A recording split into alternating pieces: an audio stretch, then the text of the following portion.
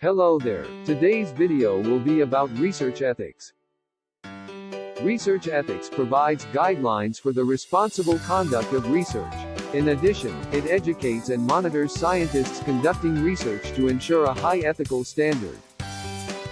Minimizing the risk of harm, obtaining informed consent, fidelity and responsibility, integrity, and respect for people's rights and dignity.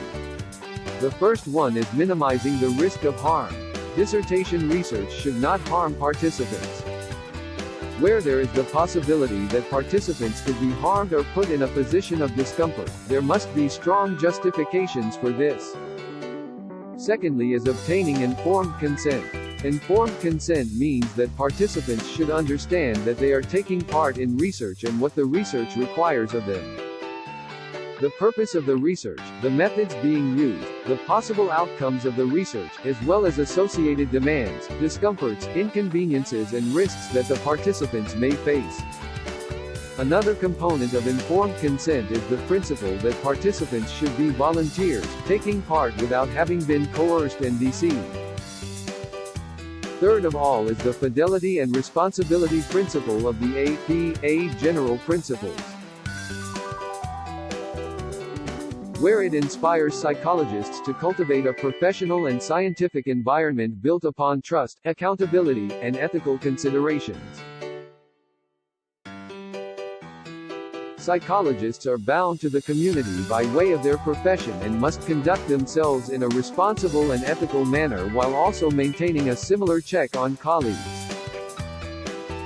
Furthermore, psychologists are expected to altruistically devote some of their time to the community. Fourth principle is the integrity. Researchers need to engage in honest, transparent practices within all aspects of the field of psychology. That is, psychologists should not engage in behavior that could be misconstrued as dishonest, exploitative, or otherwise malicious.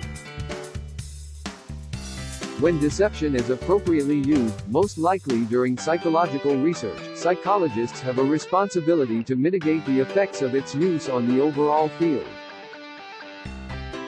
Lastly, researchers need to respect for people's right and dignity,